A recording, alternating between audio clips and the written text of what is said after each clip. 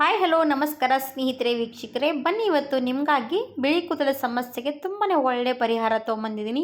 ನಿಮಗೂ ಕೂಡ ಈ ರೀತಿ ಬಿಳಿ ಕೂದಲ ಸಮಸ್ಯೆ ತುಂಬಾ ಇದೆ. ಏನಂದರೆ ಕೆಮಿಕಲ್ ಇರುವಂಥ ಹೇರ್ ಪ್ಯಾಕ್ಗಳು ಹಚ್ತಾ ಬಂದರೆ ಅದು ಕೆಲವು ದಿನಗಳ ಮಾತ್ರ ಇರುತ್ತೆ ಸ್ನೇಹಿತರೆ.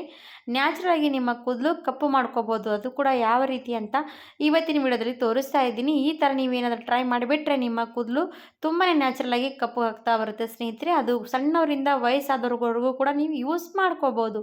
ಎಷ್ಟೇ ಬಿಳಿ ಕೂದಲಿದ್ರೂ ಕೂಡ ನೀವೇನು ಟೆನ್ಷನ್ ತೊಗೋಬೇಡಿ. ಈ ರೀತಿ ಟ್ರೈ ಮಾಡಿಬಿಟ್ರೆ ನಿಮ್ಮ ಬಿಳಿ ಕೂದಲ ಸಮಸ್ಯೆ ಕಡಿಮೆ ಆಗುತ್ತೆ. ಹಾಗಾದರೆ ಯಾವ ರೀತಿ ಅಂತ ತೋರಿಸ್ತಾ ಇರೋದು ನೋಡಿ. ನಿಮ್ಮನೆ ಕೂಡ ಹತ್ತಿರ ಇರುವಂಥ ಗಿಡಗಳಿಂದನೇ ನಾವು ಈ ರೀತಿ ಯೂಸ್ ಮಾಡ್ಕೋಬೋದು. ಇವಾಗ ನೋಡಿ ನಾನು ಏನು ತೊಗೊಂಡಿದ್ದೀನಿ ಅಂದರೆ ದಾಸವಾಳದ ಹೂವಿನ ಎಲೆ ತೊಗೊಂಡಿದ್ದೀನಿ ಸ್ನೇಹಿತರೆ. ಇವಾಗ ನೋಡಿ ದಾಸವಾಳದ ಹೂವು ಇದ್ದರೂ ಕೂಡ ತುಂಬಾ ಬೆಟರು.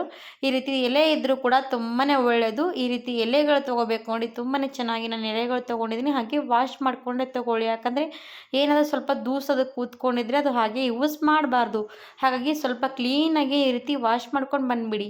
ಈ ರೀತಿ ದಾಸವಾಳದ ಎಲೆ ಇದ್ದರೆ ನಿಮ್ಮ ಮನೆಯಲ್ಲಿ ಕೂಡ ಇದ್ದರೆ ತುಂಬಾ ಖಂಡಿತವಾಗಿ ಟ್ರೈ ಮಾಡಿ ನೋಡಿ. ನಿಮಗೂ ಕೂಡ ಒಳ್ಳೆ ರಿಸಲ್ಟ್ ಸಿಗುತ್ತೆ. 100% ಒಳ್ಳೆ ರಿಸಲ್ಟ್ ಸಿಗುತ್ತೆ ಸ್ನೇಹಿತರೆ. ಎಷ್ಟೇ ಬಿಳಿ ಕೂದಲಿರಲಿ ನಿಮ್ಮ ಕೂದಲು ಉದುರುವಂಥ ಸಮಸ್ಯೆ ಕೂಡ ಕಡಿಮೆ ಆಗ್ತಾ ಬರುತ್ತೆ.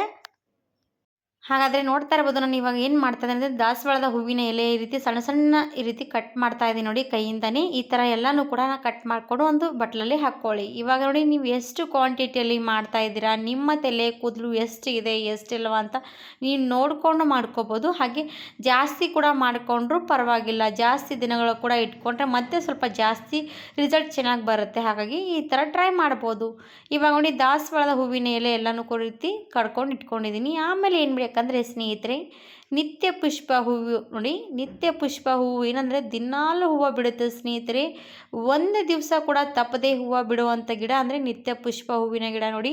ಹಾಗಾದರೆ ಇದು ನೋಡಿ ತುಂಬಾ ಒಳ್ಳೆಯದು. ಯಾಕಂದರೆ ನಮ್ಮ ತಲೆಯಲ್ಲಿ ದಿನಾಲೂ ಕೂದಲು ಚೆನ್ನಾಗಿ ಗ್ರೋತ್ ಆಗಬೇಕಂದ್ರೆ ಇದು ಖಂಡಿತವಾಗಿ ಹಾಕ್ಬೋದು. ಇದರಿಂದ ನಮ್ಮ ತಲೆಯಲ್ಲಿರುವಂಥ ಹೊಟ್ಟಿನ ಸಮಸ್ಯೆ, ಹುಣ್ಣಿನ ಸಮಸ್ಯೆ ಎಲ್ಲನೂ ಕೂಡ ಕಡಿಮೆ ಮಾಡ್ತಾ ಬರುತ್ತೆ. ಯಾಕಂದರೆ ಇದು ಹೂವು ಜಾಸ್ತಿ ಕಹಿ ಇರುತ್ತೆ. ಅದಕ್ಕೋಸ್ಕರ ಇದರಲ್ಲಿರುವಂಥ ಶಕ್ತಿಗಳು ತುಂಬಾ ಒಳ್ಳೆಯದು ನೋಡಿ. ಹಾಗಾಗಿ ಇವಾಗ ಏನು ಮಾಡ್ತಾ ಇದ್ದೀನಿ ಅಂದರೆ ಎರಡೂ ಕೂಡ ತೊಗೊಂಡ್ಮೇಲೆ ಒಂದು ಪ್ಯಾನ್ನಲ್ಲಿ ಹಾಕಿ ಹಾಗೇ ಹುರಿತಾ ಇರಬೇಕು.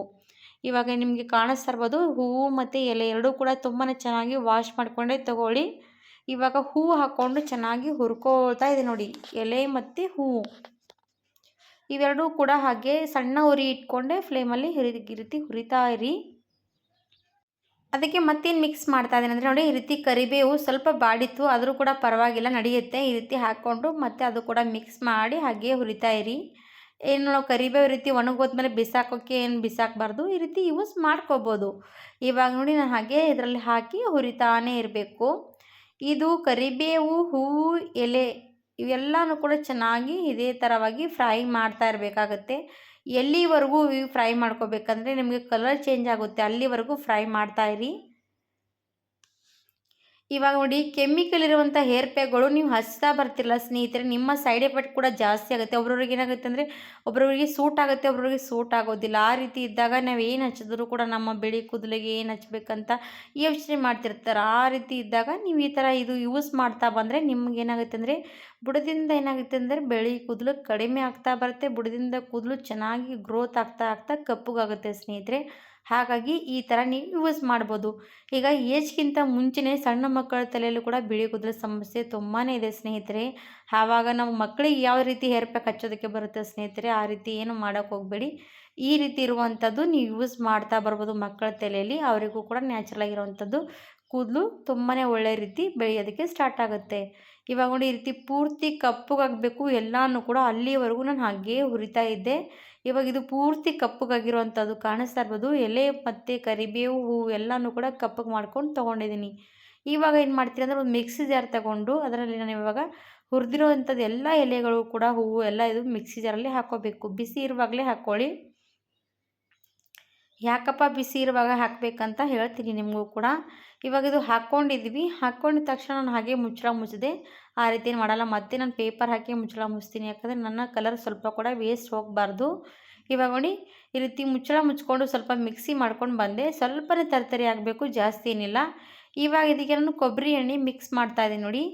ನಿಮ್ಮ ಮನೇಲಿ ಯಾವುದೇ ಕೊಬ್ಬರಿ ಎಣ್ಣೆ ನೀವು ಯೂಸ್ ಮಾಡ್ತೀರಲ್ಲ ಅದೇ ಎಣ್ಣೆ ಹಾಕ್ಕೋಬೋದು. ಇದು ನೋಡಿ ನಾನು ಕೊಬ್ಬರಿ ಎಣ್ಣೆ ಕೂಡ ಹಾಕ್ಬೋದು, ಹಾಗೆ ಸಾಸಿವೆ ಎಣ್ಣೆ ಕೂಡ ಯೂಸ್ ಮಾಡ್ಕೋಬೋದು. ಇದರಲ್ಲಿ ನಾನು ನೋಡಿ ಒಂದು 4ರಿಂದ 5 ಸ್ಪೂನಷ್ಟು ಕೊಬ್ಬರಿ ಎಣ್ಣೆ ಹಾಕಿದ್ದೀನಿ.